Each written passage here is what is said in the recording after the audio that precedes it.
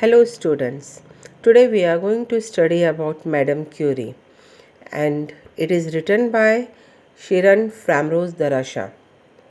She was born on 27th of December 1938 and died on 2nd of May 2012. She was the principal of J.B. Pettit High School for Girls. She was a renowned Indian educator, playwright and feminist. Okay, so today we are going to study about Madame Curie. Madame Curie, born Mania Sklodowska, was a simple and very humble woman who shook the world with her discovery of radium. She was awarded the Nobel Prize twice. She won it along with her husband Pierre Curie in 1903. Okay, the characters are Marie Curie, Pierre Curie, Madame de Lasca, 5 news reporters, and King and his wife. So let's start with the explanation of the chapter. Marie Curie was born in 1867. She was one of the greatest scientists ever. She was a pioneer in the field of radioactivity. She discovered the chemical elements radium and polonium. Curie was the only one person ever to win 2 Nobel Prizes in 2 different sciences. Marie worked tirelessly to achieve a master's degree in physics and a second master's degree in mathematics. While working on her doctor's thesis, she met Pierre Curie at the university. He considered Marie to be a genius and instantly wanted to work with her. They got married and spent most of their time together in their laboratory studying radioactivity materials. Okay, so their research led to the discovery of radium, for which they were honored with the Nobel Prize for Physics in 1903. In the starting of this play, Madame de Lasca comes to Marie and Pierre to encourage and congratulate them because they had won the Nobel Prize for Physics. Further, she asks them about their departure to Sweden to collect their medals from the King of Sweden, as she was also wishing to accompany them. They denied to go there. They could not leave Paris till 10th of December as they had postponed their trip to Stockholm, either during Easter or in June. Madame de Lasca was disappointed because she wanted to design new dresses for Mary. While they were talking, the doorbell rang. When Madame de Lasca opened the door, she saw 5 newspaper reporters who pushed her aside and entered the house. They said that they wanted to speak to Mr. and Madame Curie. Then they started to tell the names of the newspapers for which they worked. One was from Echo de Paris, other from the Times, one from Paris Daily, one from The Guardian, and the last one was from the Washington Post. The reporters start taking photographs, for which Madame de Lasca shouts that how could they click when she isn't properly dressed. Then the reporters start asking their questions. Okay, they begin asking about Madame de Lasca, that who she was and how was she related to the Curies, and without asking for permission to click photographs. Then a reporter asks that when were the Curies leaving for Stockholm. Madame de Lasca tells them that they were not going anywhere. Reporters asked that why were they not going. Didn't they like Swedish gold medals? They said that the house was in a poor condition and the Curies could use the prize money to fix it. Then they asked de Lasca that who are you, old lady? The grandma, de Lasca shouts, asking that whom they called an old lady.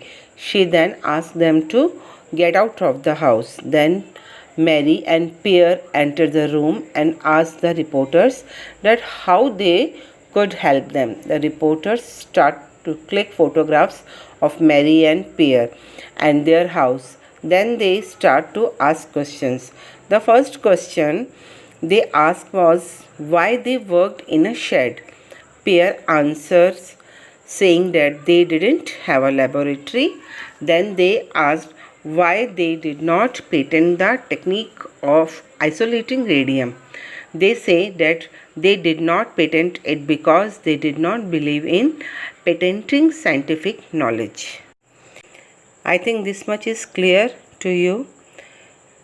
इसमें हमने starting में क्या देखा कि madam Curie और उनकी जो husband है पियर क्यूरी, इन दोनों ने एक इन्वेंशन किया है रेडियम का, जिसके लिए उनको कॉन्ग्रेचुलेट करने के लिए उनकी एक फ्रेंड है मैडम डेलिस्का, वो उनके घर पे आई हैं। ये जो पूरा मतलब चैप्टर है ये एक प्ले है, ये प्ले के रूप में हमारे सामने पेश हुआ है। मैडम डेलिस्का जो है वो बहुत ज़्यादा हैप्पी हैं और वो अपने दोनों फ्रेंड्स को कॉन्ग्रेचुलेट कर रही हैं और उनसे बोल रही हैं कि आप अपना प्राइज़ लेने के लिए, मीन्स अपना ऑनर लेने के लिए, जो आपको नोबेल प्राइज़ मिलेगा उसके लिए स्वीडन के लिए आप कब जा रहे हो, ताकि वो उनके लिए न्यू ड्रेसेस सिल सके। और वो भी उनको कंपनी देना चाह रही थी, बट उन्होंने साफ मना कर दिया कि no we are not going till 10 December. जब वो अपनी बातें कर रहे थे एट दैट टाइम 5 रिपोर्टर्स जो थे वो उन्होंने बाहर डोरबेल बजाई और वो उनका इंटरव्यू लेने के लिए आए थे, जिसका कि जो डोर है वो मैडम डेलिस्का ने खोला और उन्होंने मैडम डेलिस्का को थोड़ा सा पुश करते हुए वो लोग एकदम उनके घर में आ गए, एंटर कर लिया और उन्होंने फ़ोटोज़ क्लिक करना वहाँ पे स्टार्ट कर दिया। और उन्होंने जैसे ही घर की कंडीशन देखी तो बोला कि अब जो इनको नोबेल प्राइज़ मिल रहा है वो शायद उसको बेच के या कुछ भी करके अपना जो घर है उसकी हालत ज़रूर सुधारेंगे।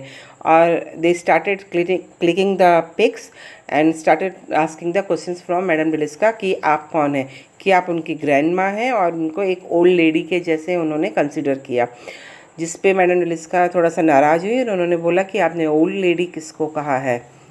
फिर उन्होंने क्वेश्चन पूछना स्टार्ट किया कि मैडम क्यूरी एंड जो पियर क्यूरी हैं उनके हस्बैंड, ये लोग स्वीडन कब जाएंगे, जिसमें डेलिस्का ने आंसर किया कि नहीं, वो लोग अपना प्राइज़ लेने के लिए स्वीडन नहीं जा रहे हैं। इतने में मैडम क्यूरी और पियर क्यूरी उनकी एंट्री होती है रूम में। जैसे ही क्यूरी कपल जो है वो रूम में एंटर करता है, सारे रिपोर्टर्स उनकी फ़ोटोज़ क्लिक करना स्टार्ट कर देते हैं। और फिर उन्होंने पूछा कि can we click your photo, तो जिस पर जो पियर क्यूरी है उन्होंने कहा कि अगर हम आपको मना करेंगे तो भी आप अपना तो काम करोगे ही, ऐसा तो नहीं है कि हमारे मना करने पे आप फ़ोटो क्लिक नहीं करोगे। उन्होंने उनसे क्वेश्चन पूछना स्टार्ट कर दिया कि आप अपना नोबेल प्राइज़ लेने के लिए कब जा रहे हो। और जब उन्होंने बोला कि हम नहीं जाएंगे तो उनका नेक्स्ट क्वेश्चन था कि वाई, आप लोग क्यों नहीं चाह रहे हो, क्या आपको पसंद नहीं है कि इतना बड़ा जो प्राइज़ है वो आपको मिल रहा है और आप जाकर के उसको मतलब बहुत ही ऑनरली आप उसको रिसीव करो। फिर उनका नेक्स्ट क्वेश्चन था कि आप लोग एक शेड में क्यों काम करते हो, क्या आपके पास कोई लेबोरेटरी वगैरह नहीं है। तब उन्होंने रिप्लाई किया कि हम शेड में इसलिए वर्क करते हैं क्योंकि हमारी कंडीशन थोड़ी ठीक नहीं है और हमारे पास कोई लेबोरेटरी भी नहीं है। तब जो रिपोर्टर्स थे उन्होंने उनको एक एडवाइस दी कि ठीक है, अभी जो आपको प्राइज़ मनी मिलेगी तो आप उसको पेटेंट कर लेना, मीन्स आप उसको सेल भी कर सकते हो अपने इन्वेंशन के फार्मूलेज़ को, और उसके थ्रू आप कुछ ना कुछ पैसा कमा सकते हो। बट पियर क्यूरी ने उनको एकदम से मना कर दिया कि नहीं, हम इस सारी चीज़ों में बिलीव नहीं करते, हम अपना जो इन्वेंशन है उसको बेचने में, उसको पेटेंट करने में हमको बिल्कुल भी विश्वास नहीं है और ना ही कोई इंटरेस्ट है। Then they asked the next question about their daughter, कि आपकी एक बेटी है वो कितने ईयर्स की है। जब ये क्वेश्चन थोड़ा सा पर्सनल हो गया और डिसरेस्पेक्टफुल लगा मिस्टर पियर को, तो उन्होंने एकदम से उनको बोला कि the question is totally irrelevant, we will only answer questions regarding our work, क्योंकि वो कुछ भी पर्सनल क्वेश्चंस के आंसर नहीं देना चाहते थे। So he refused at that time. but the reporters continue to ask the questions and click photos. अभी आपके पास आई थिंक बहुत सारा मटेरियल इकट्ठा हो गया है. Now you can fill your columns of your newspaper. तो now please say goodbye and please go from here. But उन्होंने उनकी बिल्कुल भी नहीं सुनी और वो एक के बाद एक क्वेश्चन पूछते गए कि प्लीज़ हमें अपने लाइक्स और डिसलाइक्स के बारे में बताइए. और फिर उन्होंने मैडम क्यूरी से पूछना स्टार्ट कर दिया कि आप अपने घर को कैसे मैनेज करते हो, आप एज अ गुड वाइफ और मदर आप कैसे हो, क्योंकि आप तो सारा दिन अपने हस्बैंड के साथ शेड में काम करते हो और आप अपने लेबोरेटरी में जब वर्क करते हो तो क्या आपके हस्बैंड आपके ऊपर नाराज़ नहीं होते कि आप अपना ध्यान अपने बच्चों पे और घर पे नहीं लगा रहे हो. तब इसका आंसर मिस्टर पेयर ने बहुत ही अच्छे से दिया. उन्होंने कहा कि जब हम वर्क करते हैं तब हम कोई हस्बैंड वाइफ नहीं होते, तब हम सिर्फ़ और सिर्फ पर एज अ पार्टनर वर्क करते हैं और हम वहाँ पे को वर्कर हैं. और उन्होंने एक बहुत ही इम्पॉर्टेंट बात बोली कि जब हम अपने लेबोरेटरी में जब हम वर्क करते हैं तब हम वहाँ पे एक साइंटिस्ट होते हैं, क्योंकि scientist must be interested in things not in people, कि हमारे साथ कौन काम कर रहा है या कौन वर्क कर रहा है. हमको सिर्फ हमारे जो भी हम वर्क करते हैं उसमें इंटरेस्ट होता है. I totally agree with my wife. These words were said by Pierre Curie. उन्होंने कहा कि जब मैं अपनी वाइफ को वर्क करते हुए देखता हूँ तब रियल में मेरे को उस पर बहुत प्राउड फील होता है. और मैं बिल्कुल अपनी वाइफ से एग्री करता हूँ कि जब हम लोग वर्क करते हैं या कुछ काम करते हैं तब हम वहाँ पे एक साइंटिस्ट बन के वर्क करते हैं, ना कि हम इस बात पे ध्यान देते हैं कि वहाँ पे वो जो पार्टनर है हमारा वो हमारी हस्बैंड है या वाइफ है. Then mister Pierre said, I think it's enough for you. Now I must say that please leave us. But the reporter they said कि नहीं, अभी तो हमने मेन क्वेश्चंस पूछना स्टार्ट ही नहीं किया, अभी तो हमारे क्वेश्चंस स्टार्ट होंगे. तब उनका नेक्स्ट क्वेश्चन था कि आप स्वीडन कब जाओगे. उन्होंने कहा कि हमने अभी कुछ डिसाइड नहीं किया. फिर उनका नेक्स्ट जो रिपोर्टर्स थे उनका नेक्स्ट क्वेश्चन था कि आप अपने घर को क्यों नहीं चेंज कर लेते हो, आप लोग एक बड़ा सा कंफर्टेबल घर क्यों नहीं ले लेते हो, आप वहाँ पे कब शिफ्ट होगे, क्योंकि अब तो आप बहुत रिच होने वाले हो. तब मैरी ने इसका आंसर दिया कि अभी तक हमने इसके बारे में कुछ भी नहीं सोचा है कि हमें कोई घर भी शिफ्ट करना है. तब एक रिपोर्टर ने उनसे पूछा कि मैं आपके जो रीडर्स हैं, जो मेरे मतलब न्यूज़पेपर पढ़ते हैं, मैं अपने रीडर्स को आपके बारे में क्या मैसेज दूं, कि आप लोगों ने क्या कहा है. तो उन्होंने कहा कि मैसेज, हमारे बारे में क्या मैसेज देना, हम तो एक नॉर्मल साइंटिस्ट हैं और हम सिर्फ इसी चीज़ में इंटरेस्टेड है कि हमको आप लोग अलोन छोड़ दो, आप हमें अकेला छोड़ दो और हम सिर्फ और सिर्फ हमारा इन्वेंशन करते रहे. हमें किसी बड़े घर से या किसी को कुछ मैसेज देने में कोई इंटरेस्ट नहीं है. ऐसा कहते हुए उन्होंने रिपोर्टर्स को कहा कि नाउ प्लीज़ लीव. और उन्होंने मैडम डेलिस्का से कहा कि please do a favour for us, कि आप प्लीज़ इनको डोर के बाहर तक छोड़ करके आ जाइए. और ऐसा बोलते हुए वो उस रूम से बाहर चले गए. And the madam Dluska takes them to the door.